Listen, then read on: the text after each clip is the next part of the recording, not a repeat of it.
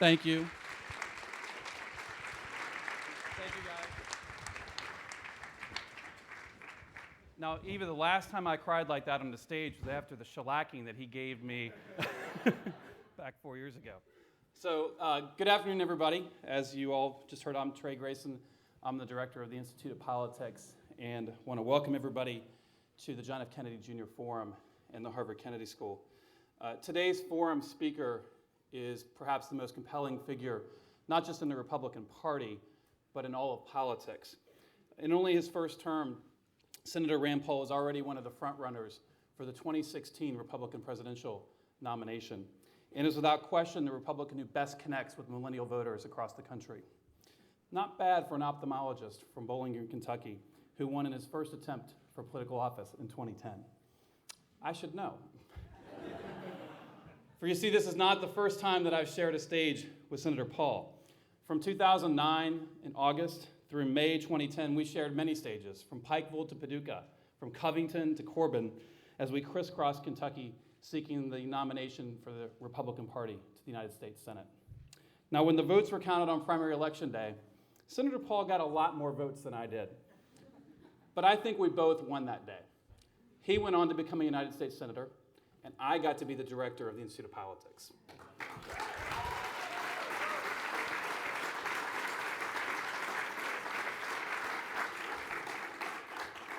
So in my capacity as IOP director, and for the last time here in the forum in that capacity, please join me in welcoming to the forum Senator Rand Paul.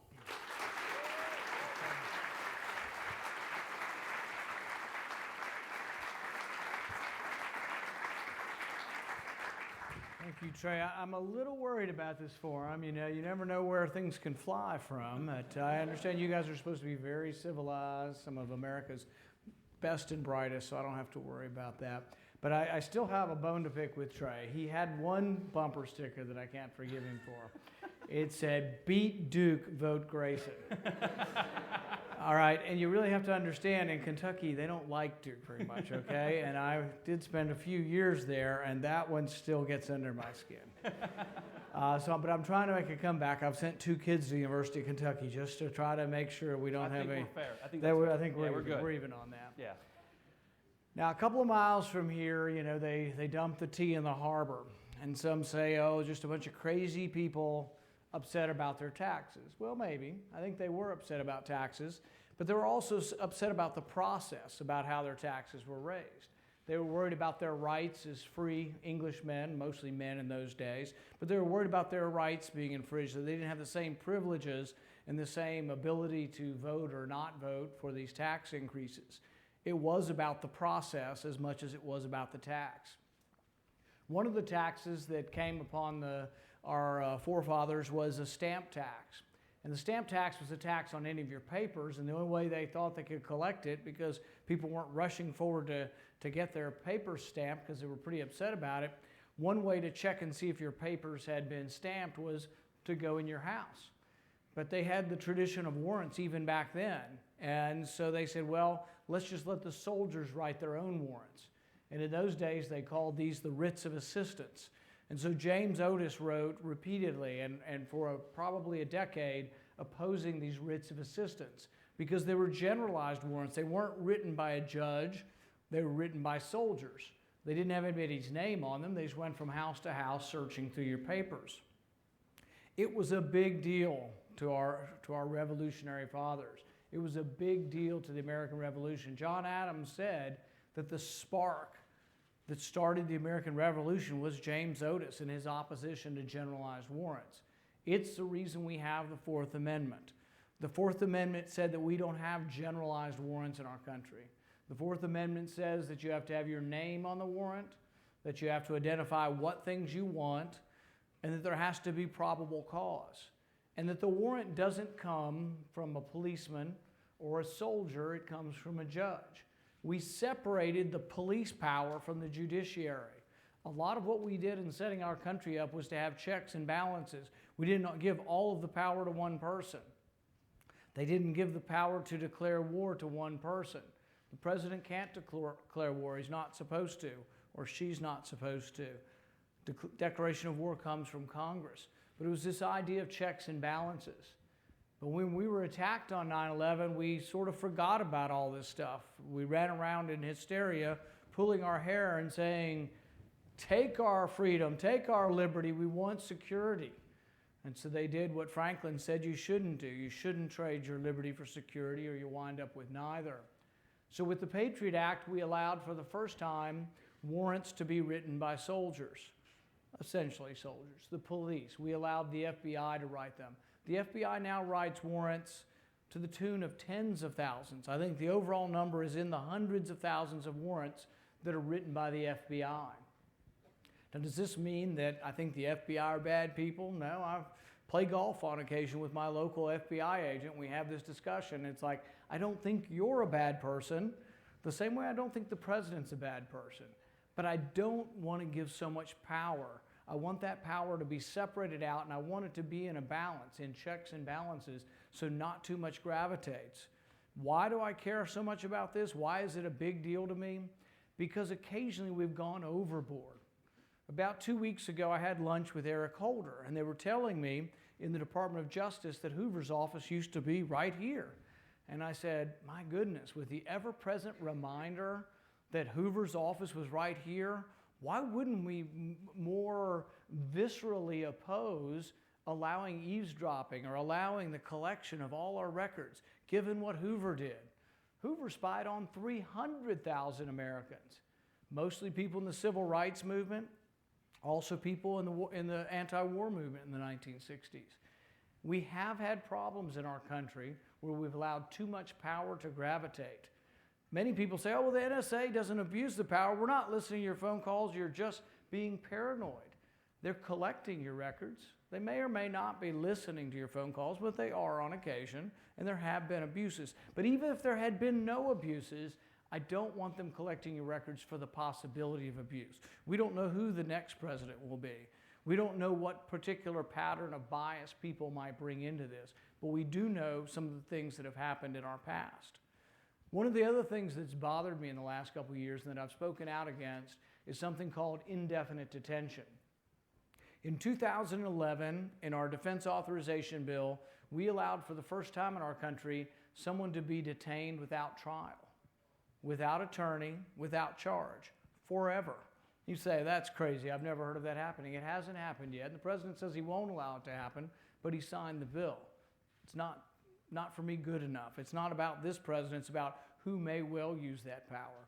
This president, above all others, ought to know what the government's done in the past. And it alarms me that he would sign this legislation. And if this president wanted to be a great president, he would have vetoed that piece of legislation. You can say, well, it's a big deal. We're not going to do it. The big deal is that we now can arrest people who they say maybe are unsafe for the rest of the country. So I had this debate with John McCain. Y'all had John McCain here the other day, and he's on the floor. And I said, my goodness, you would allow an American citizen to be sent to Guantanamo Bay for the rest of their life? And he said, yeah, if they're dangerous. I said, sort of begs the question, though, doesn't it? Who gets to decide who's dangerous and who's not? I've had this debate with the Wall Street Journal. They just say, enemy combatants, yeah, if they're enemy combatants, lock them up. Well, who are enemy combatants and who gets to decide? The Department of Justice has put out some criteria for people who might be terrorists, people who have more than 7 days worth of food in their house.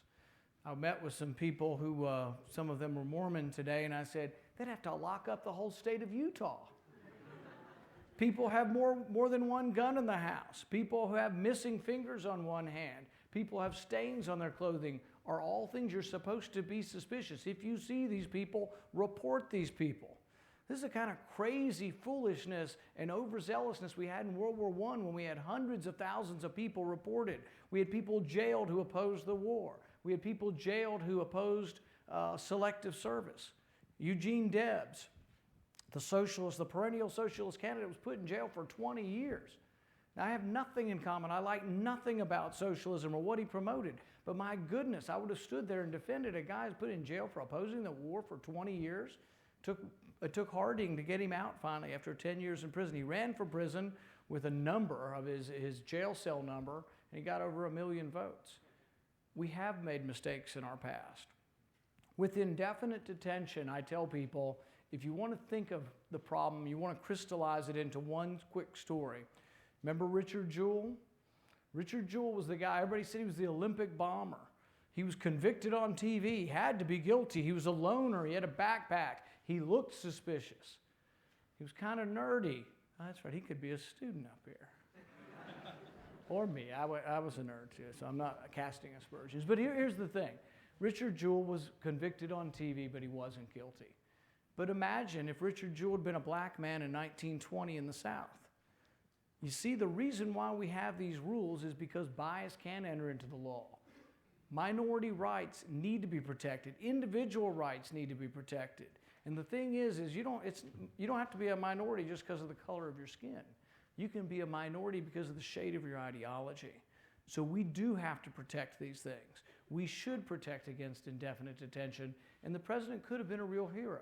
Saying he won't use the law isn't a great stand. He could have vetoed the legislation. A week later, they would have sent it to him without it in there. But that's the kind of leadership we need in our country. And there are dangers to where we are on this. And if we let it go too far, if you let your phone records be scoured and collected and you just say, government says, trust me, we won't look at them. 2 Stanford students developed an app recently and they put it on cell phones. And this app sort of collects your phone data voluntarily to show what you can collect, what the government can figure out from boring old phone records. What they found is that in most of the people, I think it was 15 out of 18 people they looked at out of the 500, they could tell what religion you were. They could tell what doctor you went to see. They could, for the most part, tell what diseases you had. Think about it this way. The government says that your credit card statement is not protected by the Fourth Amendment. Now they say, oh yes, we'll have privacy controls and this and that, and we're not going to read it. But they always conclude every statement by saying the Fourth Amendment doesn't protect your records. Your records are not protected. This is something that needs to be adjudicated. I'm fighting this in the court, and I want it to go all the way to the Supreme Court. But think about what's on your credit card statement.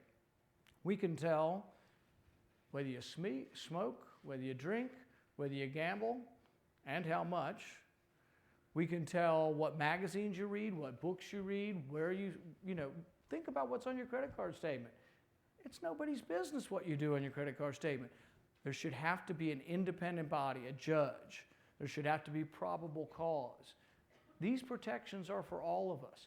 I think they're very important. I think it's an issue of our age.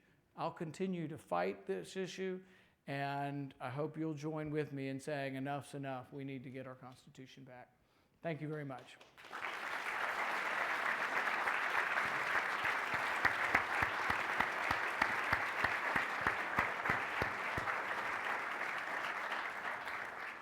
For those who are veterans of the Forum Unit, now is the time to bring all of you into the discussion. We have 4 microphones, 2 on the floor and 2 in the boxes for questions. A reminder about our question rules. First, identify yourself and your Harvard affiliation, if any.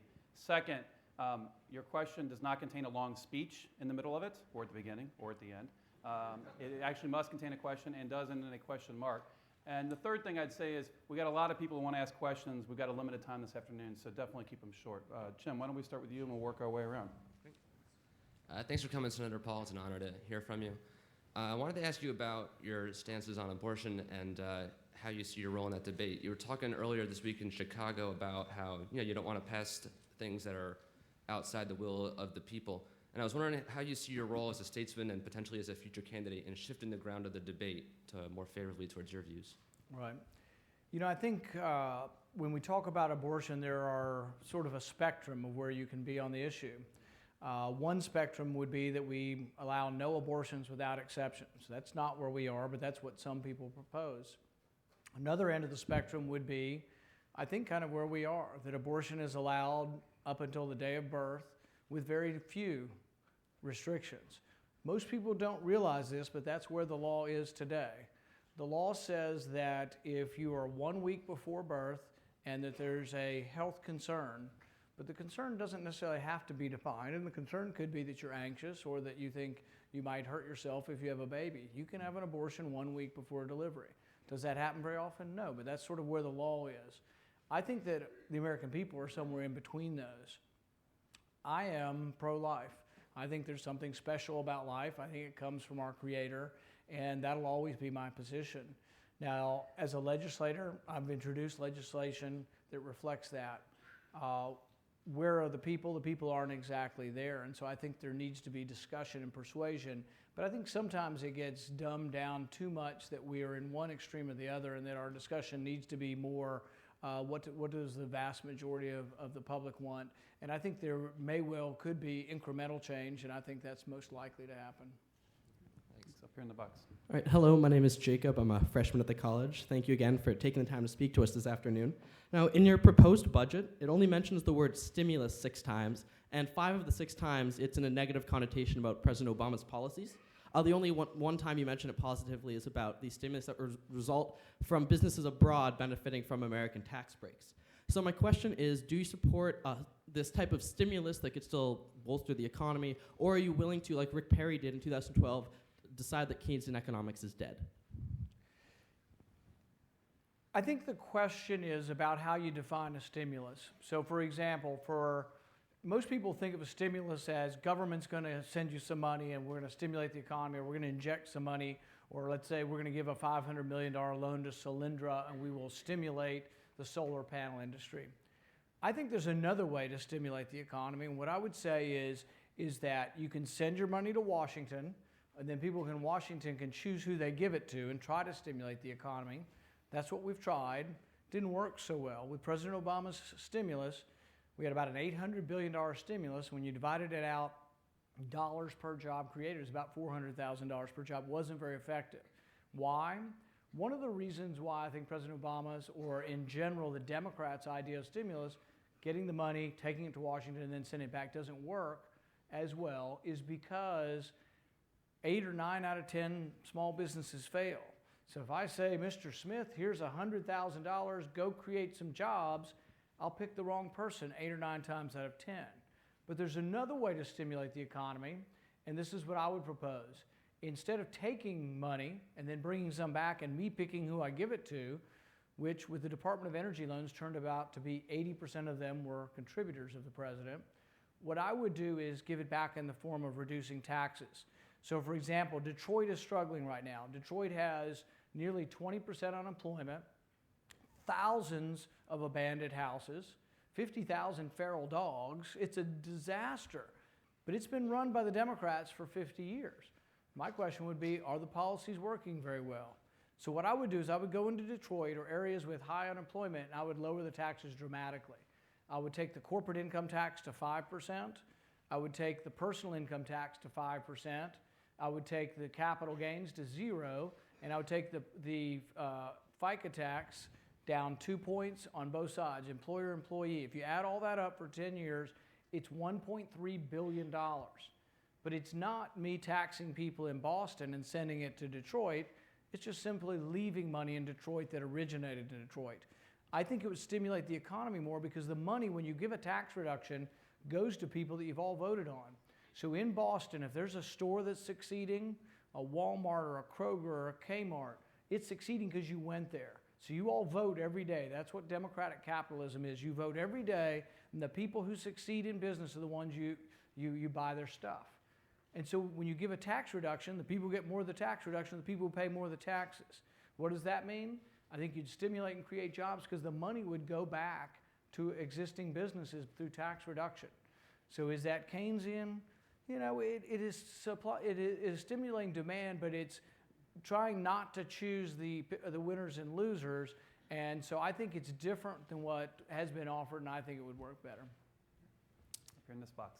Hi, my name's Kyle Welch. I'm a doctoral student at Harvard Business School, and my question is related to your ability to change the Republican Party. And I asked this question, I was on the floor down in Tampa when they were casting the votes for your father to simply speak down at the convention, and I observed the political handling of a situation that seemed very reasonable for your father to speak at this convention, and it was squashed by the leadership of the Republican Party. And so the question is essentially, do you believe, are you in the light to change ideology, or do you actually believe that the Republican Party and that leadership can change and adapt? Because it doesn't seem like it will. I think it's easy to be pessimistic when you see that, but what I would say is that, and what I've said repeatedly, the Republican Party will adapt, evolve, or die. They're not big enough.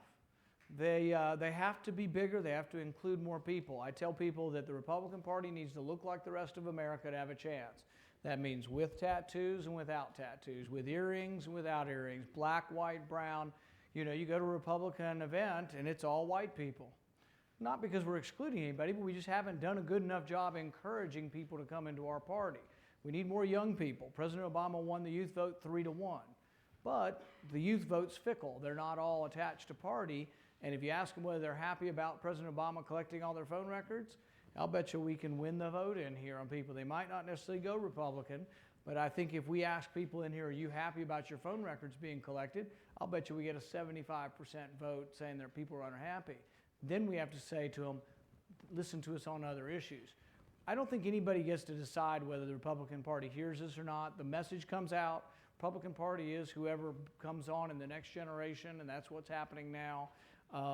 But the Republican Party, I will tell you from talking to whoever the establishment is, they are recognizing they need to be bigger to win, and they need to broaden their message, and it has to be a bigger party. We have an office now in downtown Detroit. We've got one in Chicago. We've got one in Atlanta. The Republican Party, if you look at the demographics, wins 80% of the countryside. We lose all of the big cities overwhelmingly, primarily because we don't get very much African American vote. We're doing poorly with Hispanic vote. You name it, we got to do better. But I think people are recognizing that, and I think that if people recognize that and that ideas have consequences and that ideas will open doors to new people, I think a change will come about, or we'll keep losing, one of the two. Valentina. Hi, my name is Valentina Perez, and I'm a junior at the college. Thank you for being here today. Jumping off of your response, how do you think that the Republican Party, what steps can the Republican Party take to appeal to these groups that it's traditionally not appealed to in the past, specifically women voters and Hispanic voters? I think on immigration, we need to have a different attitude and a different policy. Some Republicans were talking about, hey, deportation, that's what our policy is. That's not my policy, and I think we need to have immigration reform. Will people then say, well, you voted against the Senate bill? I'll tell you exactly why I voted against the Senate bill, because it doesn't do enough. The Senate bill limits farm workers, agricultural workers, to 100,000. Right now, 400,000 come in to pick crops in America every year. If you limit it to 100,000, you're guaranteeing that there's going to be 300,000 illegal people coming in, because that's how many we need. That's how many are coming in. The bill also limited construction workers to 15,000. There's a couple million undocumented workers doing construction work. We can't have a limit so small that it doesn't encompass what the demand is. The other main problem is they say there's 11 million people here. Of the 11 million, they say 40% of them came legally, but now have become illegal. Why did they become illegal? Primary reason is because they changed jobs. It is illegal to come in here to pick crops at $9 an hour, and then you walk down the street and you see a sign that says $14 an hour for construction work. The Senate bill still didn't fix that. I think all of that said, there is a compromise on immigration that could happen. People have to acknowledge, though, that Democrats, if they want it passed, have to be part of the compromise. The compromise will be, I think, finding status and a place for the people who are here, letting them come out of the shadows, let them begin paying taxes, let them not having them run from the authorities. But it may not involve the voting that everybody wants. Will that come someday? Maybe. But at this point in time, the only thing that will pass is something that would legalize or create a bigger and more encompassing work visa program. And I think that's a possibility now, but people have to decide. Some people on the Democrat side said, let's just keep beating up the Republicans on this. We're winning the Hispanic vote. Who cares whether we pass anything? Let's just keep beating them up. And then there are some responsible people on both sides who would like to pass something. I still think something could pass this year. But some of it, I think more important than anything, is attitude, that we treat people with dignity and respect, and that we acknowledge that, we were all immigrants at one point in time, that immigrants are an asset.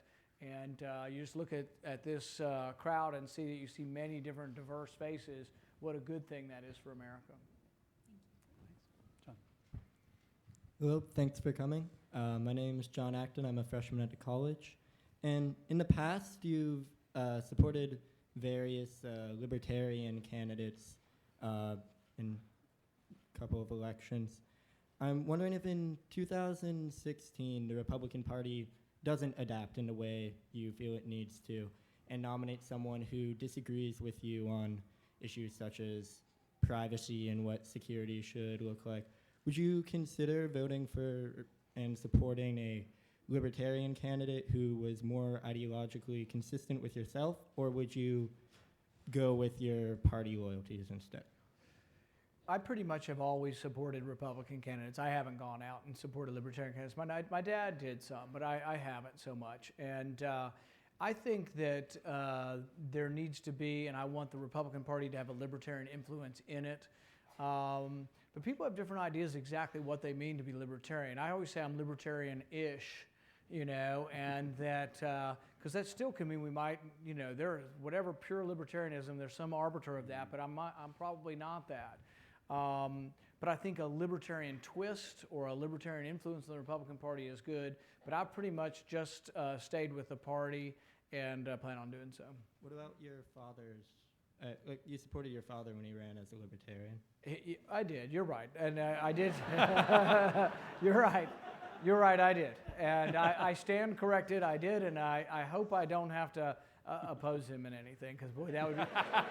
Somebody asked me the other day, "What if your dad runs?" And what if you? I was like, "I'm not going there." All right. Hi, my name is Max. I'm also a freshman at the college. I want to ask you about the Second Amendment and about gun rights. So the Second Amendment, as you obviously know, does guarantee a right to bear arms, but it specifies that there's a right to bear arms for a well-regulated militia. And in recent years, especially in the Supreme Court, it seems like that part of the Second Amendment has been largely forgotten. Now, you have, I think, a perfect record from Gun Owners of America. So I'm wondering, how do you interpret the Second Amendment? And based on what reasoning in particular do you arrive at your interpretation of the importance and the meaning of the militia clause, which I'm sure, you know, the founders didn't just put in by accident? Right. You know, some states have actually taken this to heart and actually passed and defined what a militia is. I think Oklahoma has, and several other states have sort of passed and defined what a militia is. The people who go back and look at this history say that the militia wasn't really concrete, in the sense that it was sort of like, hey guys, it's time to collect our arms and go fight the king or whatever. So it wasn't so much an organized body as it was a collection of just the able-bodied, arms-bearing people. I think that our founding fathers were less inclined to be for, you know, significant gun control of any kind. I'm a believer that guns, while, you know, used incorrectly or used maliciously, obviously can be really something that needs to be feared as far as injuries or accidents or maliciousness. But at the same time, I'm also a believer that guns prevent crime, in the sense that there is a deterrent value. We have a country where we have some of the lowest home invasions because you don't know who has a gun and who doesn't, but about 50% of America does. And I think that, for example, these tragedies, I don't think any gun registration or control would have stopped the most recent one, you know, the tragedy where all the children were killed up in New England. I think that those guns were registered, and, you know, they were gotten illegally by the kid. Almost all of these things that seem to have happened, the shootings, they're almost all young white males with mental illness. And we do have to figure out why this is happening and figure out if there's a way to prevent it. Unfortunately, even the mental illness aspect of it, most of them haven't committed a crime or done anything beforehand. Did everybody know this kid had something wrong with him? Yeah, and people made terrible mistakes, and his mother most specifically, and she unfortunately suffered the consequences as well. You know, there are no easy answers. I do think, though, that there is something to be said for these crazy or mentally deranged young men are not going to the police station and shooting the police station. They're going to places where there are signs that say there are no guns. And so one of the first things I would do, and may not be popular with you guys, but I would put a sign up in every school saying, come in, but, you know, we have concealed carry. We may have a security guard, and we may have concealed carry, but you will be opposed if you come in here. Same with our military bases. You would think, will there be a deterrence there? Most military bases don't allow any of the soldiers to carry their weapons about. Are there some common sense rules? Yeah. I would think the bar on the base, you probably shouldn't have your weapon in there when you're drinking. But at the same time, for most of our soldiers are very responsible young men and women. I think there would be a deterrence factor actually to having them walk around with their weapons. And if a person does make this decision, they'll be stopped a lot quicker. Virginia Tech shooting went on for hour after dreadful hour, and had one teacher had a gun in their drawer, they might have been able to stop it. So I think guns do provide a deterrence. This box right here. Hi. Thank you for coming, Senator Paul. My name is Reshma Ramachandran. I'm a joint master's in public policy student and a fourth-year medical student. I had a question in regards to some of your comments regarding lowering healthcare costs and the plans that you mentioned, such as enrolling patients into more high deductible plans and foregoing insurance altogether in favor of out-of-pocket payments. Some recent studies have shown that these plans instead disproportionately affect patients that require ongoing care or have chronic illnesses, and also shift the cost burden from hospitals and providers onto consumers. I was just wondering, in light of this and the possibility that these plans would force consumers to choose between foregoing treatment and high out-of-pocket costs, how do you support your rationale, or what's your rationale for supporting such plans? And has your stance on the Affordable Care Act shifted in light of the recent Congressional Budget Office analysis showing lowered costs of the ACA and also greater benefits for your constituents in Kentucky? Right. Ideally, if you went to a higher deductible plan, you'd get a cheaper cost. Unfortunately, under Obamacare, you have high deductible plans that still are very expensive. You also have some people who are being subsidized to buy high deductible plans, but it's still uncertain what's going to happen with them. If you can't afford to buy insurance and you have 80 or 90% of it paid for by the government, but you have a $6,000 deductible, what do you think the odds are that any of these people are going to pay? I think there's going to be a great disruption with hospitals, with people thinking they've got great insurance, and now you can go, but they're going to end up being non-payers. Ideally, the system would work as such. Insurance is something that what we have when we say health insurance isn't really insurance. Insurance is when you buy something that protects against a rare event. If you know you're going to see the OBGYN or the pediatrician that year, you're prepaying for your health care. You're not paying for something that's an insurance against like a flood or death, like life insurance. Under the ideal system, what I would propose is not, and I've never proposed not going out without insurance. I've always said you should have insurance. I think insurance should cover against catastrophes, and what would happen is some of the lower dollar things would be out of pocket. You say, oh, that's terrible, people would have to pay. Well, the converse, or what comes from people paying, is it drives prices down. I'm an eye surgeon. I do LASIK surgery and also would provide contacts in basic care in my office. Neither one of those are covered by insurance, and the price went down every year for 15 years. The average patient who wants LASIK calls 4 doctors. They want quality, but they also ask about price. When you have insurance, when you have a low deductible, nobody cares about price. So once price gets out of the equation, consumers don't make rational decisions, nor do they drive prices down the way they do in every other market.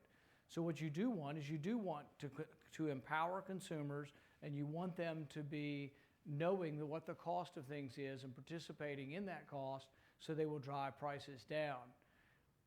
I think in the ideal system, when you graduate from college, you're 22 years old or so, you'd go out and you'd say, I'll get a $2,000 deductible. And it would be very, very cheap, incredibly cheap, because you're young and healthy. Does this affect everybody? No, there will be some people with chronic illnesses.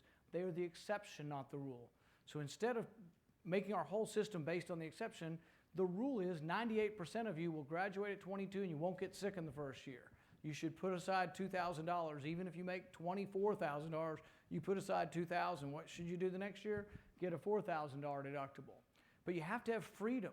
If you allow freedom of insurance policies to be sold, then what happens is for 98% of you, you'll go all the way to 40 without getting sick. It's an enormous number. And what you do is you'd go to higher and higher deductibles, but lower and lower premiums. But the only way that works is if you get choice. President Obama says that you are not smart enough. You are not smart enough to choose your own insurance. President Obama says you must buy this type of insurance with these things in it. So my 21-year-old son has pediatric dental coverage. We say, well, does it cover him? No. He's got pregnancy coverage. He's got fertility coverage. He's got in vitro. He's got all this stuff, but it doesn't apply to him. Why? Because the president says he's too dumb and can't buy an individual product that would cost him a lot less, that wouldn't have as many things included. If you want a real marketplace, you have to let people buy the insurance they want. That's what you decide. Would anybody think that the president should dictate what kind of iPad you get? Why would you think that he should get to dictate what kind of insurance you get? You know, so if you want a marketplace, if you believe capitalism lowers prices and competition works, you want to go the opposite direction. We're going towards a more of a federal control when really what we need is more of a market control. The old system wasn't perfect, but the old system didn't get better. I think the old system's gotten worse, and there will be bills paid on this. Nothing's free. There is no free lunch. Most people in my state, 85% of them have been signed up for free health care, Medicaid. What's going to happen when they go to the hospital or when these bills come due? The hospital's going to have trouble making money with that many people on Medicaid. It's a 50% increase in Medicaid for my state. So there are a lot of unknowns here. I think the president's well-intentioned and wanting to help people and have a goal of having everybody have insurance, but I don't think it's going to work. Senator Paul, it's an honor to meet you. My name is Isaac Lara. I'm a joint degree student between Columbia Law School and Harvard Kennedy School. I'm also a member of the Harvard Kennedy Republicans, located in that booth over there. It's not quite a phone booth. It's bigger for those who can't see that. Behind the bulletproof glass. Right there. Just a quick note before my question. I just want to express my admiration for you. You're the only Republican who's been able to actually go to CPAC, win the straw poll, and then go to UC Berkeley and receive a standing ovation. And I think that's illustrative of your ability to bridge the divide. And so I hope you end up running in 2016. Thank you. That said, my question is, since the times of Edmund Burke and Barry Goldwater, you've seen conservatism change with the times. And I'm curious to hear about your remarks on how this country is changing demographically. My generation is becoming more accepting of gay marriage and more secular. And I would like to find out from you how you feel conservatism will evolve in the future to adapt to these shifting societal norms, and is that a good thing? You know, I think one way that it shifts, and one way it would be easier for us as a country to shift, is if we had more federalism in the sense that we left things up to local communities. And so what you would have is New York State, which has gay marriage, and you'd have Kentucky, which may not. Now, I think really you're going to get a uniform standard much more quickly because that's the way the courts seem to be headed in this. But I think it would be easier on society if we allow things to gradually unfold state by state in a more of a diffuse manner rather than a centralized decision. People are going to be very unhappy if they feel like it's been dictated from another part of the country or from Washington to their state.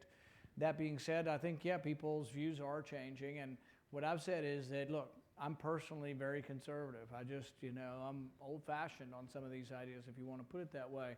But I also think that we can agree to disagree on some of these things, and that there doesn't have to be a litmus test to be in the Republican Party, nor does there have to be a litmus test to run for office in the Republican Party. It doesn't change who I am, and I am who I am. I've been an adult for at least a few years now, so I probably am where I'm going to be on these things. But I am open enough to know that my wife doesn't agree with me on every issue. Neither does every Republican agree with me. And if we're very doctrinaire and we say, you have to believe X to be in the party, we'll have a real small debating society. We won't win many elections. And so I think we need to welcome everybody who wants to believe in some of the core limited government principles, that the Republican Party believes in, and that the greatest amount of wealth and jobs is created by a small government with great freedom in the marketplace. Back over here. Hi, my name is Neil Sridan. I'm an incoming master's student here at the Kennedy School. Thank you for coming and talking with us today. Starting with then Senator Obama's decision to forego public financing in his 2008 presidential run, and continuing with the Supreme Court's campaign finance ruling since, study after study has found the influence of money in American politics growing at a rapid rate. As a prospective presidential candidate yourself, it is estimated that a campaign will need to raise upwards of $1 billion to be competitive in the general election. What is your opinion on the state of money in our political system? And if you consider it to be a problem, what is your plan to fix it? Thank you. Yes, I think money is a problem, and it is a corrupting influence. The other thing that I think is a corrupting influence is the revolving door between Wall Street sometimes and government, and then back to Wall Street. And so I think there should be limitations on former officials, what they can do going back in and influencing, and vice versa. It goes both ways. You can go from being a government contractor into government back to being a government contractor, and I think there are potential conflicts of interest. However, I agree with Citizens United in the sense that I don't think you can restrict speech. I think paid speech is the same. For example, the Boston Globe has a lot more power in speaking than I do. And they get to print stuff every day, but they own the paper that costs millions of dollars, and they got to employ people, but they have more speech than I do. But we don't limit theirs, and no one would dream of limiting the Boston Globe. But if I can only get my speech by buying an ad in the Boston Globe or buying an ad on TV, speech is exactly the same as far as I'm concerned. However, the way I would fix it, and most of this has been struck down. You know, they've been 5-4 decisions, but most of these things have been struck down, McCain, Feingold, et cetera.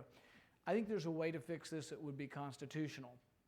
What I would do is make all government contracts have a clause in them that limit your either contributions or political activities. An analogy would be in the military. When you join the military, you join voluntarily. We have an all-volunteer military, but you accept certain restrictions. They have more restrictions than the rest of us do about their living arrangements and everything else, but also about campaigning. They can't campaign in uniform. There are restrictions on our military. I think if you get a $10 billion defense contract, I think there should be some limitations, because I don't like the idea of you getting a contract and then you take your first $1 million, you buy a lobbyist, and then you lobby for more money with the money I just gave you. But in order to get it passed and to make it consistent, I would make it on big business contractors, but also the unions. If it were big business and the unions who do any government work, I would have them sign in the contract saying that they're voluntarily giving up some activities. I think it would be upheld by the Constitution because it wouldn't be mandatory. And the punishment would be you don't get your contract. So if you don't want the contract and you don't want the government money, do anything you want. If you want the government money, you accept certain restrictions. Would that fix the problem? No, but I think it might help. Up here in this box here. Hi, thank you for speaking with us today. My name is Anish Mehta. I'm also a first-year Kennedy School student and starting my 4th year of med school in about a month, so I admire your career in medicine and public service. As you mentioned, Kentucky is one of the most successful states in terms of rolling out Obamacare. 400,000 in the exchanges, about 300,000 of those in Medicaid. If you were successful in repealing Obamacare, as you have supported, what would be your explanation to those constituents who would be losing health insurance as a result of that? Right. I think it's going to be difficult to turn the clock back. You know, people get assumed and accustomed to receiving things, particularly things that they get for free. But there are costs to what's for free. So the question is what will happen and who's going to bear those costs, and will the cost bring down local hospitals? Will they bring down government? State governments don't have a printing press, and so they are much more restricted on where their money comes from. The federal government has a printing press, but we're also reaching limits at $17 trillion where there are ramifications of so much borrowing because it devalues your currency. Who does the devaluation of the currency hurt most? Working class, poor, people on fixed income, senior citizens, because they can't increase their income to make up for lost purchasing power. What will happen? We would have to get, we got to an extraordinary point in our history to get Obamacare. We had 60 Democrat senators, we had a Democrat president and a Democrat House. In order to completely undo it, to go back to where there is no Obamacare, you'd have to have 60 Republican senators, or pretty close probably with some Democrat help, Republican president and a Republican House. So while I am for undoing it, I would go the opposite way though to try to help people. It's difficult once people become accustomed to things. What I think one of the practical things you might be able to do, and I think the public at large might accept this, is to make Obamacare voluntary. You make it voluntary, basically you get rid of the coercion. Right now, the government tells you what kind of insurance you can buy, and you can't buy anything unless they approve of it. Let's say that we're going to make it voluntary and see. Does that get rid of the subsidies? Not necessarily, or the Medicaid. But the thing is I think also we're going to find out we can't afford to have everybody on Medicaid. We can't afford to have everybody on subsidized insurance. I think that there are repercussions. Right now, a lot of people are graduating, you may have heard, with big loans and debt. As they're graduating with all this debt, there aren't any jobs, or the jobs don't pay for the debt.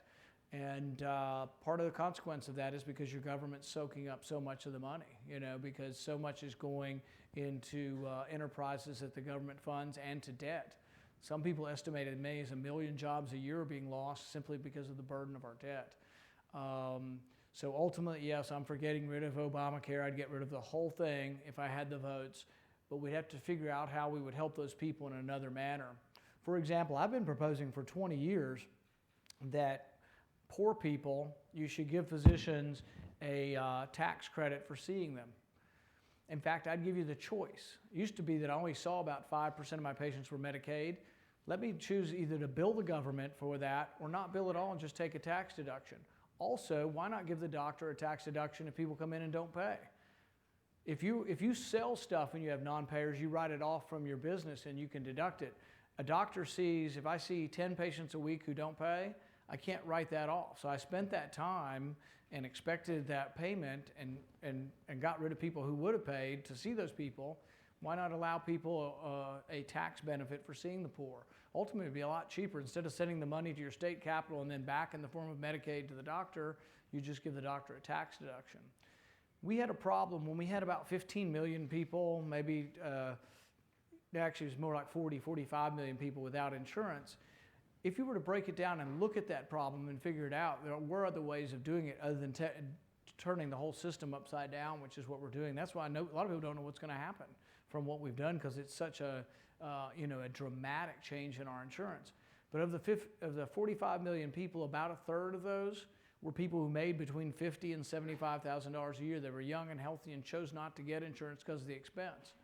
I think what we're going to find is a lot of those people still aren't getting it because of the expense, and that if we get to November, the president's moved it back beyond the election, when people enroll in November, I think we're going to find the price goes up again, and it's more of a disincentive for the young people to buy it. There's so many unknowns, but there were other ways, I think, of figuring out how to provide health care for people at a cheap rate other than the government doing everything. We're going to have time for one more question, and with your apologies to you, I'm going to editorialize and let this gentleman's a Kentuckian. I'm going to let Magomsh ask the last question. Sorry. I actually don't know what you're going to ask, so don't let me down here, Magomsh. Hi, I'm Magomsh. I'm a sophomore at the college, and I'm from Kentucky. I lived 8 years in Bowling Green. So my question was, I think it's a pretty non-controversial statement to say that Washington has gotten really polarized over the years. Where do you see your role in both inside of the Republican Party building compromise as well as with both parties or nationally? I think the way to make Washington less dysfunctional and get more done is to break the problems down into narrower bills and narrower topics. So for example, everybody says we gotta pass comprehensive immigration reform. Well, comprehensive means a lot of stuff, a lot of moving parts, and we don't agree on all of them. So why not try to pick them up individually at a time, like the STEM visas, science and technology visas, people with advanced degrees, some of them probably here in this audience. 90% of Congress is for that. And yet we can't get a vote on that because they want us to vote on comprehensive. Taxes. Taxes are very complicated as far as tax reform, getting everybody to agree on who gets a little bit more taxation, who's going to get a little bit less taxation. But if we narrowed the focus, for example, there's one bill that I am working with the Democratic leadership on I would like to pass. Right now, money that's earned by American corporations overseas, for it to come home, it has to come home at 35%. They already pay income tax in Ireland, England, Europe, wherever they are. Apple has $180 billion overseas. Rather than bring any of it home, they borrowed money at 2% rather than pay 35%. What I'm proposing is let's tax it at 5% when it comes home, and then let's put it all into infrastructure. We don't have enough money for roads and bridges because the gas tax isn't enough to pay for everything we want. If you take this 5% tax, which is a lowered rate, but actually increases revenue, it would bring between $20 and $30 billion a year in revenue home. We put that into bridges. But the way we'd pass it is, let's don't waste our time talking about tax reform, which is 1,000 moving pieces. Let's pass this one. And then once we're done with that, let's say, you know what, our corporate income tax is 35%, Canada's is 15%. Why don't we lower our corporate income tax to be more competitive with the rest of the world so we don't lose jobs overseas? Let's do that. And maybe just make the bills more narrow. It's kind of like this audience.